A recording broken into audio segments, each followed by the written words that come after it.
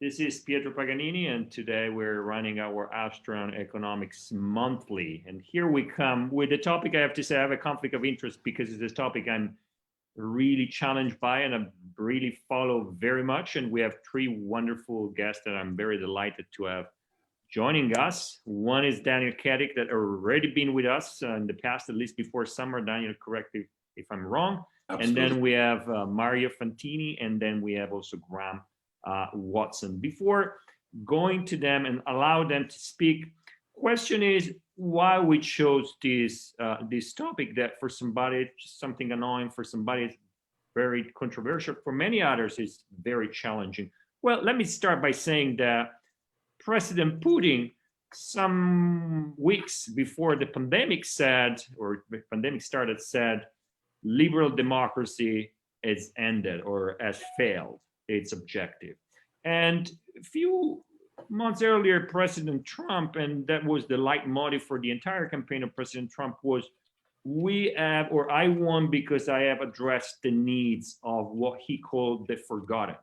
And it seems that as liberals, or as wider liberal family, in a way, we have failed to address some of the challenges, the contemporary challenges, and the issues that come with globalization, the issues that come with a technological change. So the initial question that we can start with today is whether there is actually a crisis in our liberal democracies, and if liberalism as a core of contemporary democracy has failed to achieve some of its objectives. And I cannot forget that it was approximately 20 years ago. That shows that I'm old. Graham, don't worry, because that was around 20 years ago, and I was the vice president of the European Liberal Youth, and Graham was leading the European Liberal Democrats movement or party inside the European Parliament. And Graham said something that I always kept with me. Liberalism is a methodology. And so therefore crisis should be a part of this methodology as a way to change what we are facing and what we are challenged by. So when we talk about crisis in a liberal democracy, should be something, I would say, and I know this is hard to understand, but something that we should be welcome. But the fact is that people are actually turning away from democracies. They think that democracies have failed to address their needs and to address their will, and therefore they are looking into more or into quicker decision-making processes, and therefore dictatorship, what we could define as populism, or what we could define as the solo man on power that can take a faster decision. That's why, and not many years ago from now, President Putin was somehow the leader of the world, according to some people. That's why the Communist Party in China has been approached by some Europeans as the future of democracy, or capitalist democracy, or as you want to call it. But let me go to my guest, otherwise it becomes my show, and it's not my show. I'm just a moderator, but I wanted to introduce this. And I'm sure that the three wonderful speakers we have with us are familiar with this topic, and they're probably thinking, well, probably, you know, people feel alone. People felt that our system are not really addressing their needs, that the technological change did not make them richer, although in a way they are, but it made them poor, that the flexibility in the labor market has not improved their working condition, and that globalization has not given them so many chances. And they, of course, go against what they see as the evil, like the European Union on one side, the establishment that is in Brussels or in New York, the financial establishment, the deep media, and so on. And we also live in a time of fake news where science, in a way, has been put aside. And as liberals, as a methodology, we believe firmly in science, but we perceive that right now it's very hard to use scientific arguments with people and with the audience. And there are news, if we think about the pandemic or if we think about many other topics, where people choose the fake news, choose the prejudice, choose the bias instead of the evidences the science is bringing to us. So I will start with Daniel. Daniel is the general director at the European Liberal Foundation. So probably is the one that has in Europe right now, when we talk about liberalism, one of the best monitoring position or overlooking position. Daniel, is liberal democracies in a crisis or not? Oh, absolutely. Western liberal democracies are going through a deep crisis, but let's face it, everyone is going through a deep crisis at the moment, as we are all confined to our own homes at the moment through COVID, through the economic consequences both of the lockdowns and of the pandemic. But liberal democracies have been rather resilient over the last decades. And what I would actually rather see is that we became a victim of our own success. It has been gotten so much better that we don't remember how bad it used to be in the past. I am German, and I had a family, or still have family, on both sides of what was back then the Iron Curtain, so in East and in West Germany. And I grew up in the land of plenty. I never knew hunger, I never knew any problems that I only got in touch with after, at the beginning of the 1990s, seeing how my relatives in the former GDR lived, which was a completely different life. Moving later to former socialist countries, I actually saw how much better it had gotten over the years. But this is something that a lot of people have forgotten or have chosen to forget. Moreover, we have been on this so successful trajectory that everything, this betterment, this feeling of things getting better, and this integration of liberal democracies has been seen as a natural sequence of events and happenings. It was always saying, if this happens, that will happen. This was also one of the fallacies when it came to the European integration, by the way, saying this is a natural chain of events. No, it's not. And as soon as bumps in the road appear, meaning if people see it differently or if we see a challenge, then indeed we start stumbling. And we have underestimated our enemies. Pietro, you have mentioned Putin. And while we have this neo-liberal institutionalist consensus of we want to collaborate in Europe, there are people around us who don't see it that way, who don't want us to succeed, and who don't want to collaborate. And at the same time, we had our own issues that we have plastered over with money to a large extent. We have been looking the other way and ignoring problems that we should have taken up, especially when it comes to the social welfare systems and parts of the economy. We have taken too much and too many things for granted, and we have underestimated the appeal of a free lunch. And taking all that together with something that you already addressed, and that is something I would call the Instagramification of information. And it's not about discussion anymore. It's not about finding evidence, having an evidence-based discourse being true. No, it's getting out the picture the quickest, and then everybody else has to debunk what you have just been saying. At the same time, we're talking about the quick solution, the quick fixes, like for Fridays for Future or other movements that want to operate outside of the democratic process to quick fix problems that they perceive are there.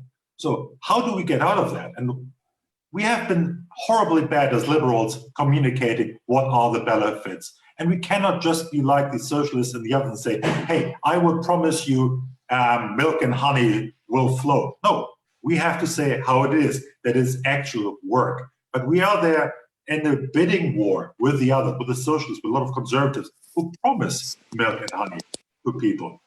So why we try to find ourselves, we are being torn apart between the socialists and the conservatives. But liberals actually have something to show for. They can show that things have gotten better, but we have to be better at explaining things. And that this works is something that you have seen in the financial and economic crisis in Estonia, where the liberal government came forward and said, okay, people, we have a problem. These are the steps we have to undertake because we want to reach the following results. Treat citizens as grown-ups, as equals, don't rule them, govern a country, manage a country, and then things go better.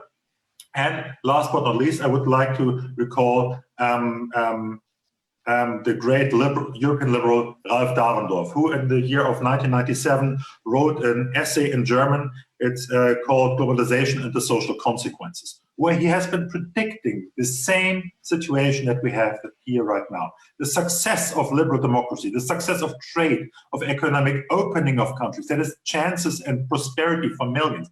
but also a retreat in ever more closed communities, because all this new information around us, all these new opportunities also make people afraid. And then there are those people, being it nationalist, religious, or other societal leader, who exploit these sentiments. And this is something that is extremely dangerous. And this is something where liberals need to find an answer with the success that we have had over the years. And we should not be shy to fight for it, because unfortunately, shyness, talking about our success, seems to be something very inherently liberal.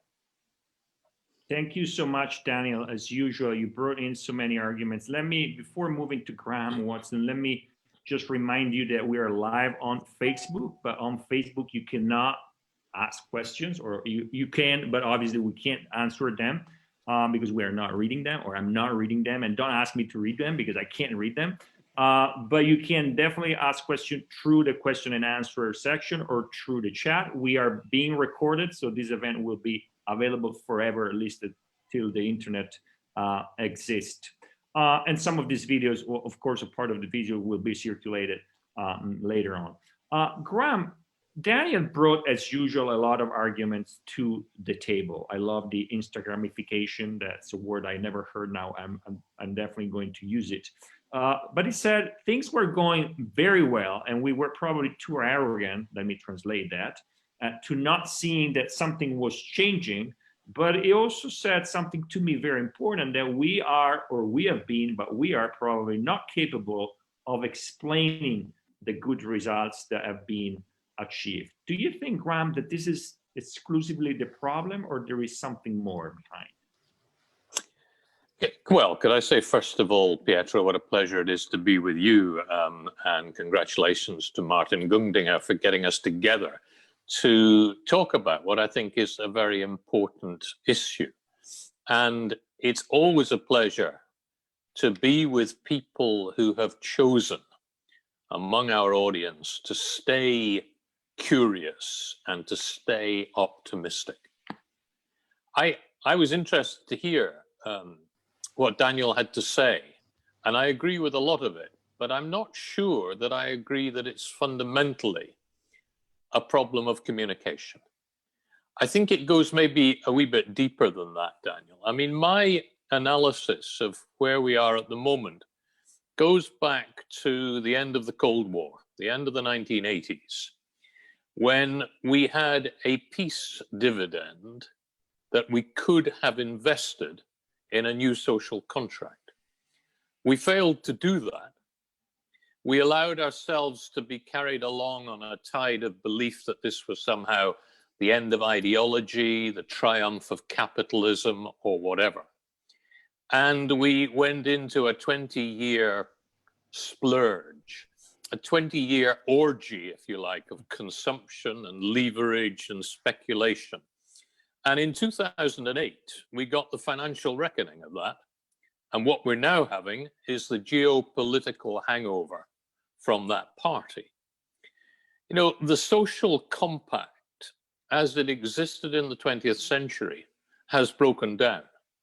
It's broken down both within societies and across borders. We have a global market, but we don't have a global social contract. We have not recreated it. Moreover, we are losing the capacity to fix the problem, partly because we don't really live in a global community. We live in a series of Chinese hutongs, a series of gated communities within a global village, where we're not talking to people whose experience is different from our own. It's partly because we've moved from what was once called bowling alone to global chat rooms where we're talking to people who think the same way as we do and not to others. And it's partly because there's been a lack of leadership. And as a result, we have lost the 5 elements of trust. Break that down. Trust, T-R-U-S-T, truth, responsibility, understanding, sympathy, and transparency. You talked about Trump having mentioned, you know, the forgotten, having appealed to the forgotten. I think in a sense he has, because the weakest link in Western capitalism is the inattention to the moral and ethical basis of it. Mencius, the Chinese philosopher, Meng Tzu, as the Chinese would call him, said that to build a state, you have to begin with the heart. And I think it's too easy for many people to worry about the end of the world when a lot of others are worrying about the end of the month. It's too easy for a global citizen to become a citizen of nowhere rather than to be a citizen of everywhere, recognizing the responsibilities of a global citizen everywhere. The inequality of wealth and income has led to a fundamental crisis of liberal democracy. Now, I'm not ignoring other crises around it. I'm not ignoring the environmental imperative. I'm not ignoring the murderous clash of the three Abrahamic religions, or the discrimination on the basis of gender or color or creed or whatever. I'm not ignoring the dangerous sacrifice of data in an age where data privacy has become a serious issue. But I think a liberal has to start on the basis of being neither enthralled by the market nor enamored by the state, of being constantly on guard against the abuse of power. And we are seeing abuses of power.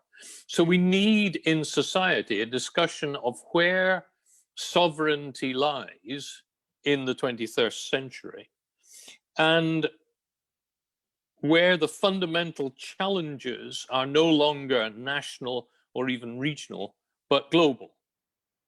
We need a discussion of how we reestablish the ability of society to control outcomes, to control the aggregate outcomes of individual choices, and to respond to the needs of people. Now, perhaps coronavirus and the rapid change in thinking that that has engendered offers us an opportunity to do that, perhaps. But I think it was Einstein who said that the only things that are infinite are the universe and man's stupidity. And then he added that he wasn't sure about the universe.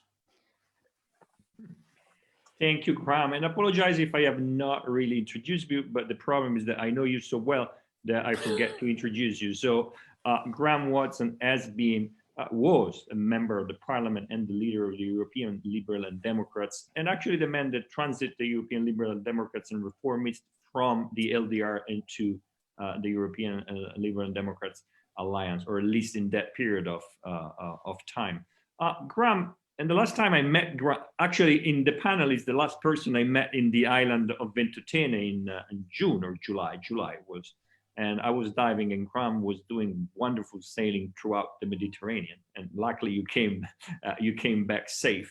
But Graham, you mentioned many aspects, but it seems that one element that at least I capture in your statements is that their citizens have lost power in a way. The liberals want to empower citizens, but in a way we did not empower them. So in this debate where we have a representative of the European Liberal Foundation, we have the former member of European Parliament and leader of the European Liberal and Democrats, I wanted to call a conservative, that in a way define themselves as a liberal, or at least in the libertarian larger family, that is Mario Fantini, was the chief editor of a magazine that's called Conservative. So Mario, Daniel and Graham has brought this argument to the table. Do you agree?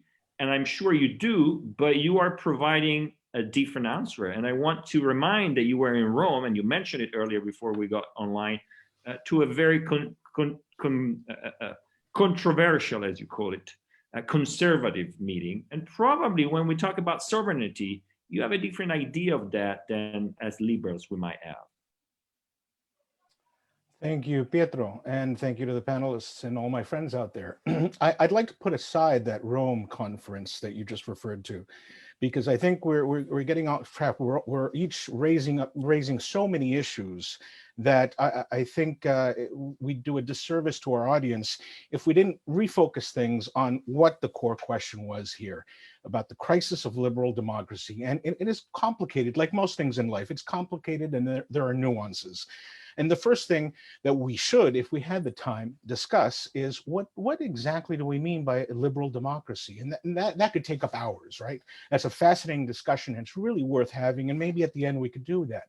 What I'd like to do is describe the two perspectives from which I approach the question is of whether or not there is a crisis of liberal democracy.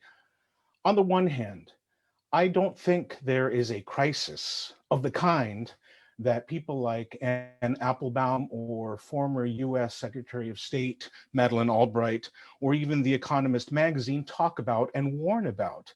They've all pointed to the US as a flawed democracy, or that Western democracies are on the verge of collapse. They've warned us about the rise of illiberal democracy and fascism that's just around the corner.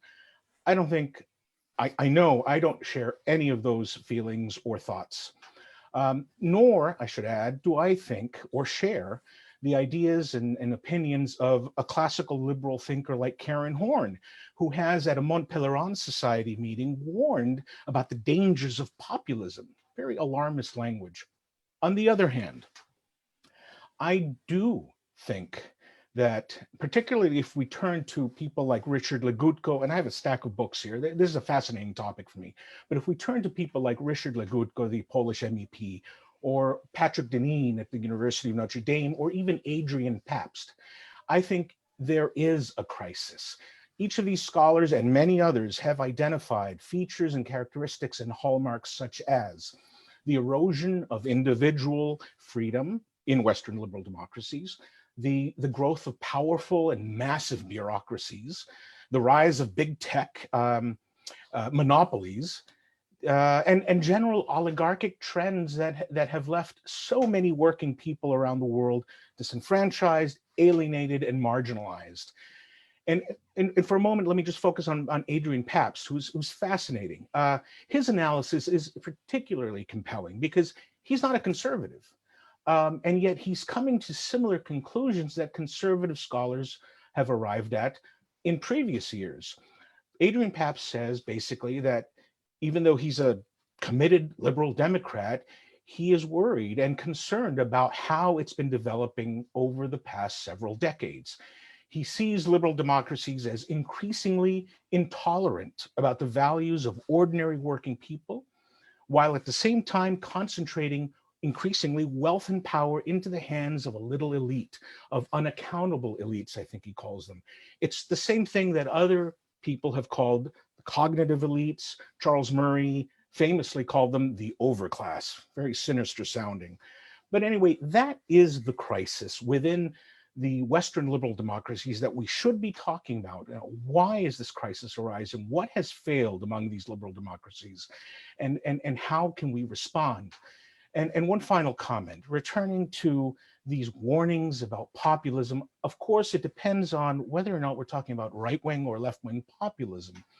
But really, in general, if I may be so bold, I think the rise and emergence of populism around the world is exciting and invigorating. In fact, it reflects the reinvigoration of the political process, and people, that is, voters, are finally standing up, going out into the streets in some cases, and yelling, basta, enough. And they're reclaiming or trying to reclaim what has been taken away from them, I would say. They're pushing back against these bureaucracies, whether they're state bureaucracies or large bureaucracies from the private sector, and they're trying to reassert their individual liberty and freedom. And I think liberals and conservatives both should rally around this kind of emergence, this phenomenon around the world. Thank you, Mario. Thanks also for mentioning all these authors. And again, I want to also thank Daniel before for mentioning Dahrendorf. And actually, I want to stress that Dahrendorf in a way 20 and more than 20 years ago, 30 years ago, as somehow anticipated what would have been a possible or potential crisis of the European Union as to turn into such a bureaucracy as Mario was saying here. Daniel, I'm coming back to you also because you guys are perfectly on time, and I can see that Cram is not as Italian as he wants to show, and he has been perfectly on time, but all of you have been. Daniel, do you agree with what, in a way, as anticipated by Graham, but also by Mario, that there's been a failure in the system, and we, in a way, liberal democracy as well, went back to a sort of pre-medieval society where some people got too much power and some other people lost this power when we talk about empowering citizens, where there are this over bureaucracy, we call them now the deep media.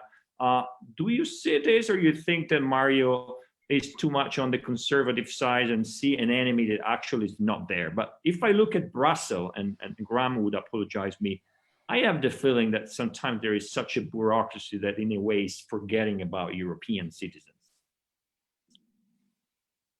Well, there's certainly, and also that's something I mentioned in my intervention, a certain detachment from reality every once in a while. That is something I could especially observe when we were talking about European solutions to climate change and other issues. When I was talking to Nordics about potential solutions, that we're talking about electrification, interconnected grids, electric cars for everyone, and me just coming from 6.5 years living in Bulgaria, the biggest market for third and fourth hand cars in Europe, we're asking, so how are these people going to pay for that? So there's a certain detachment from reality, not only in the bureaucracy, but also within Europe. There are different realities that we have to take into account. At the same time, I would like to get back to a very important question. When was ever a time where civil society had more to say? When was ever a time when the individual citizen had more to say, could be heard more? So there's this bashing on these big bureaucracies. I find that sometimes a bit of a strawman argument, I have to admit, that deflects from the real problem. I have to agree to one aspect, both with Mario and with Graham. It is not the problem of the capitalist society that we saw the big financial, economic and financial crisis. It was a crisis of the states that had malincentives that they created, that they were getting into sovereign debt and therefore created problems. And then also when it comes to the communication aspect of it, yes, I find that it's important, but also something that you could hear from my intervention. It's not the only thing. You have to, as liberals, have to stay brave and bold for what you believe in, what we have achieved, what we want to achieve, but you have to know what we want to achieve, and these then are the policies. So coming back to the initial question, no, I don't think that we have this big over bureaucracy in a lot of places, but we have malincentives that are created by those bureaucracies. We have bureaucracies that have lost touch with the citizens and with the problems that these citizens have every once in a while. We have, as I said, lost touch with reality, how people perceive it to a large extent. And that is something that I find the real dangerous problem. And I think Mario would probably agree with me on that. That is also something that we've seen in the political discussion over years and years. And that is also something that I attribute to the rise of certain what we call populist forces and more extremist forces in Europe, by the way. If you tell people that disagree with you because you are not able to have an evidence-based discussion anymore, that they are socialists, that they are Nazis or similar, they will say at a certain point, maybe you're right, maybe that's who I am. So you're pushing them into a certain area in the end of the day that they never wanted to be in. So once again, I think that could have been avoided with standing brave and bold where we what we stand for as liberals, but it's also something taking into account what I like to call reality every once in a while, and checking our actions against that, and not only being in this bubble that we are creating around ourselves. And I'm not only talking about the democracy, I'm also talking about that, what we have around ourselves, and that is the social bubble and the social echo chamber that we are creating around ourselves, where the Trumpists are talking to the Trumpists and the Bidenists are talking to the Bidenists, and then they talk about each other and have a certain preconception about each other that, again, for a large part, doesn't have to do anything with reality. Thank you. So, Daniel, it seems that, and I'm turning to Graham here, it seems that critical thinking that is the core of liberalism is somehow disappearing, or probably using Daniel's expression, we actually have improved a lot our critical thinking. The problem is that the complexity around us is much bigger. But Graham, in a way, you have been, as Daniel in a way is too, but you have been part of that bubble as member of the European Parliament, as a long-standing member of the European Parliament, leader of the Liberals.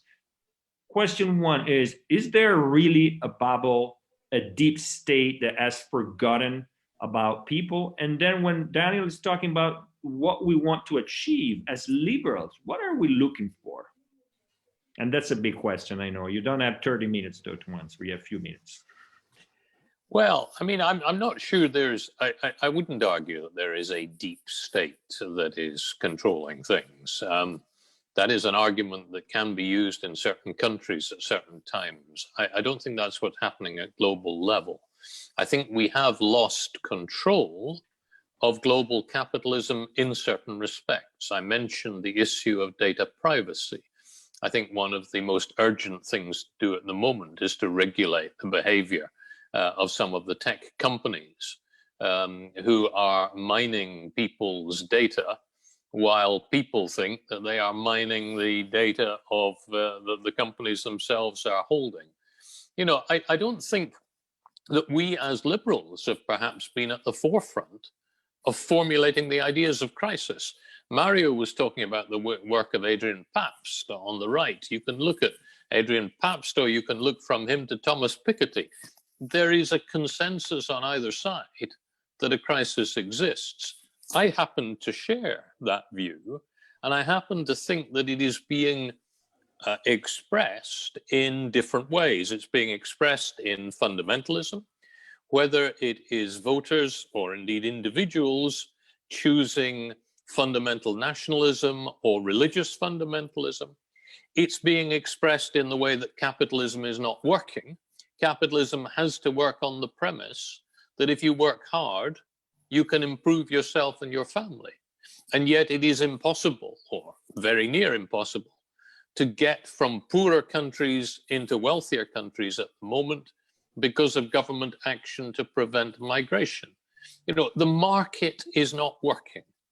There is not the response to the stimulus. And therefore, I think liberals must recognize this. And if we want to be at the forefront of putting solutions, then we need to engage in what we do best, which is social dialogue, talking to people of both sides, of all sides, and bringing them together to form a consensus about a way forward.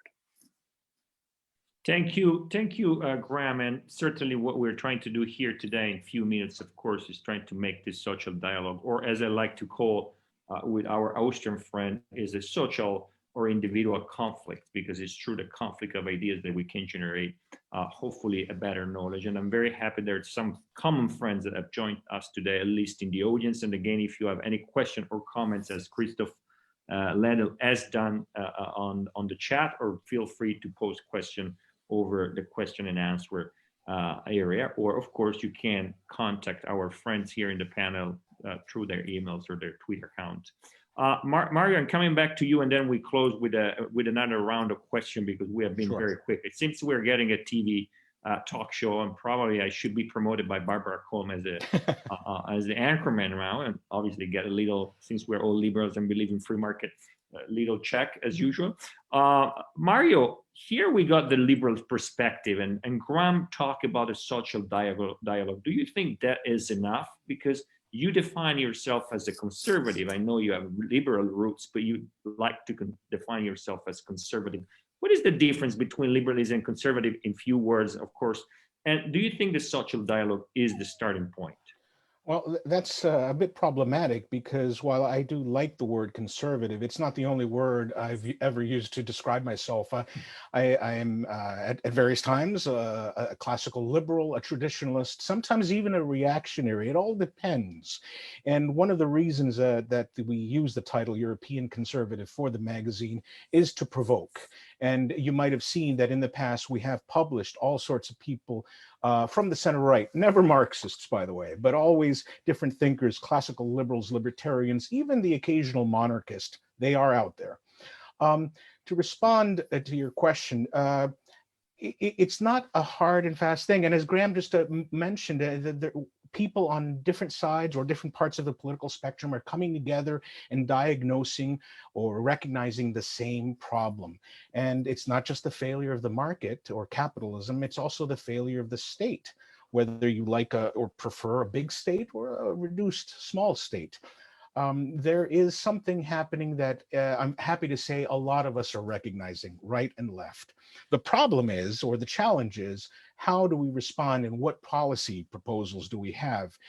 And unfortunately, those who are most entrenched in the so-called system, the lifelong career politicians of Washington, and pardon me, Sir Graham, I don't include you in this group, but a lot of those people don't recognize that there's a crisis, or if they do recognize that there's a crisis, they find it or on the right. They say it's just the extremists on the right, and they never focus on the extremists of the left, which are part of the problem in the US at the very least. I think going forward, if we can have this social dialogue, these conversations increasingly with people from across the aisle, so to speak, I think that would do a lot. And if we can come around and agree on some fundamental values and principles, we might find a way out of the current crisis. I'm reminded often of something that Mark Lilla, definitely not a conservative, has said. There can be no liberal politics without a sense of we. Similar to what Adrian Paps said, similar to what Sir Graham just said. We need to rediscover what it is that we have in common, what it is that makes us part of a community. And I think if we can do that, then there is hope. Sometimes I lose that hope, I will admit, but if we can do that, we have a future. Thank you so much, Mario. As liberals, we shouldn't follow very much hope. We shouldn't follow more facts, but that's of course a provocation. Barbara here in the chat says it was a mean question. I don't know whether it was a mean question to you or a mean question asking for a check. Probably the second one, asking for a check.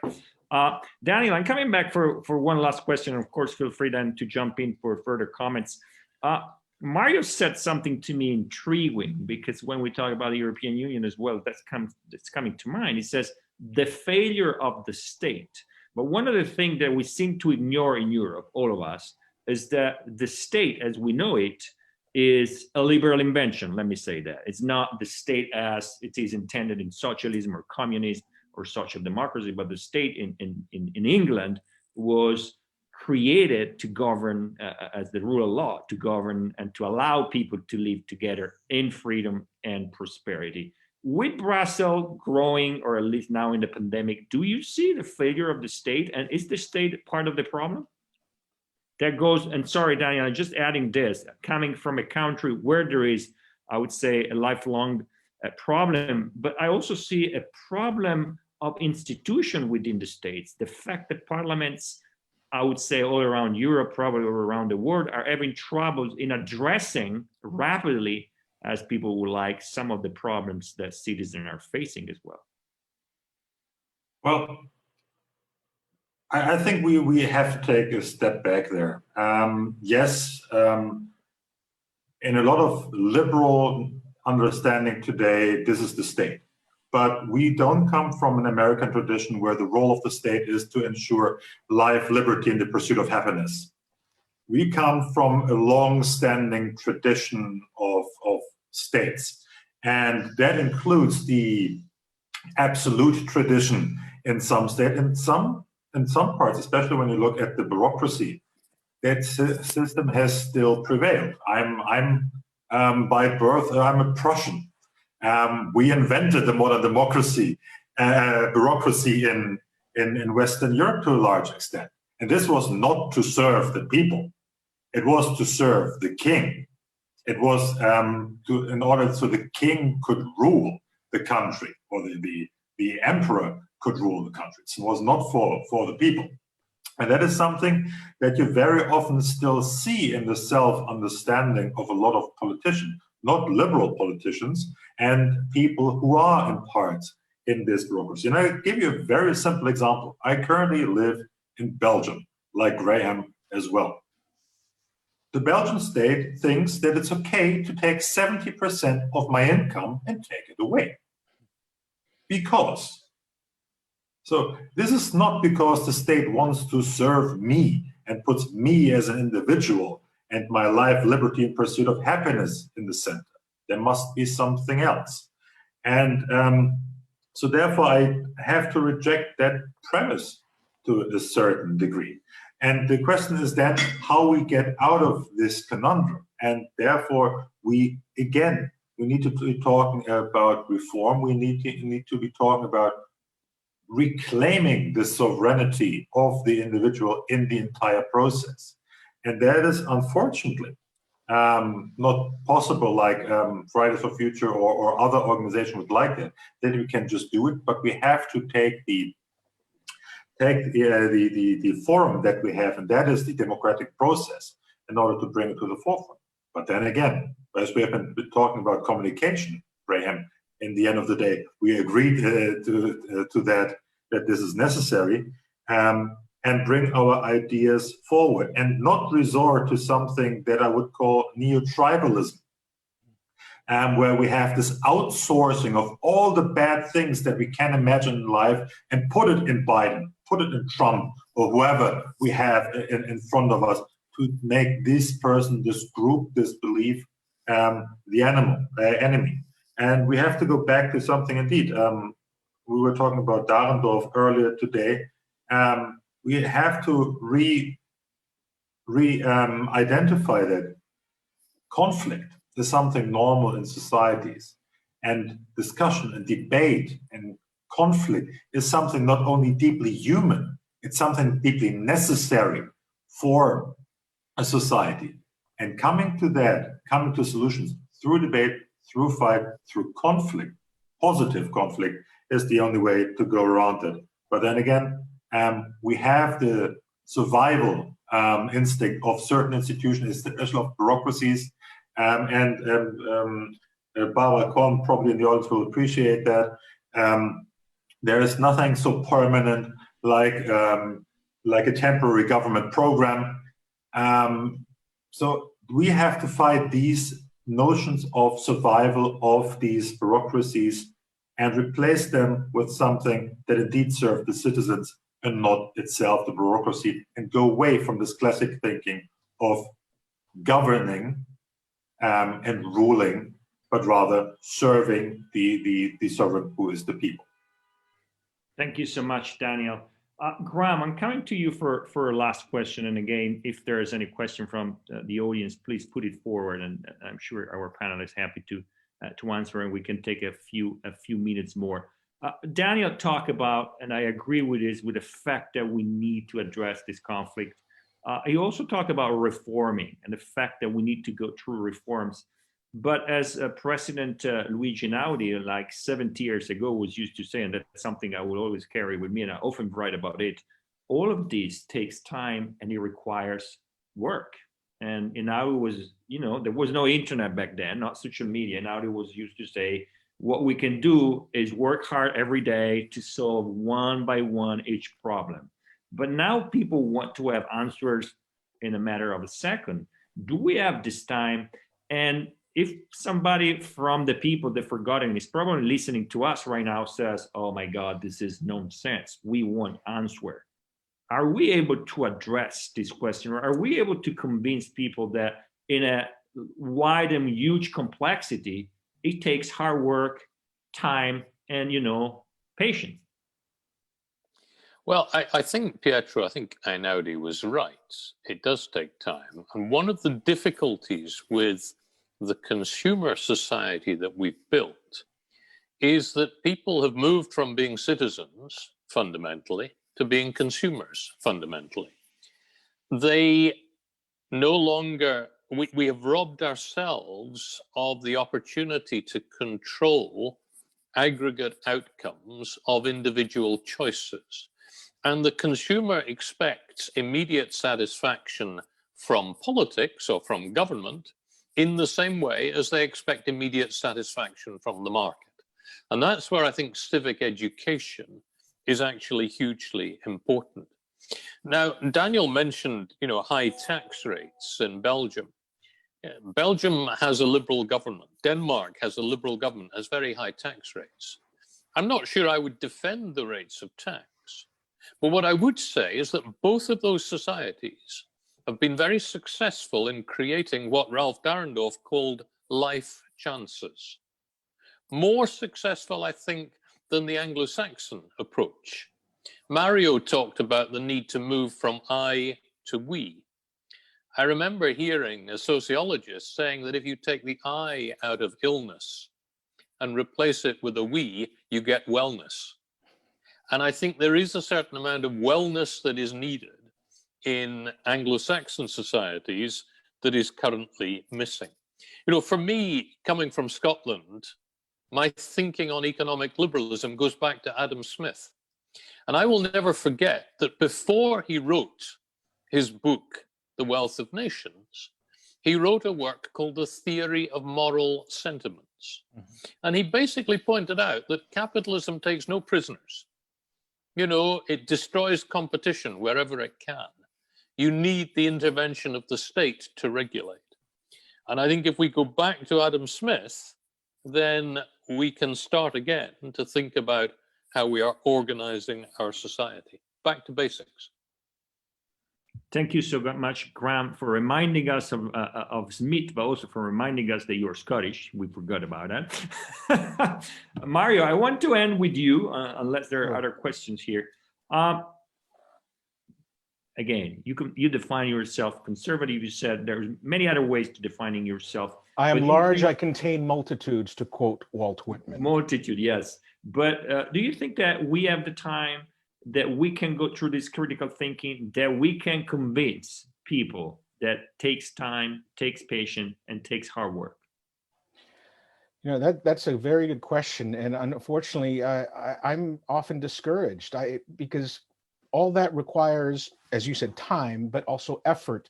And Graham just mentioned civic education. It requires people to read books. People don't read anymore. We live in such a hyperactive society, and everyone's ensconced in their digital toy, that I often wonder if the future of democracies, whether liberal or illiberal, have a future, how they're going to fare. I know we're running out of time, but I just want to end with the following statement. Yes, I believe that we have to reassert the sovereignty of the individual. And at the same time, we have to reassert or rebuild the sovereignty of the nation state. This gets back to your first question to me about that Rome conference, where there a lot of sovereigntists were there, so-called. But to do that, we really have to allow for disruptive elements to flow, to emerge, as Daniel mentioned. We need to be comfortable with chaos, with a little disturbance here and there.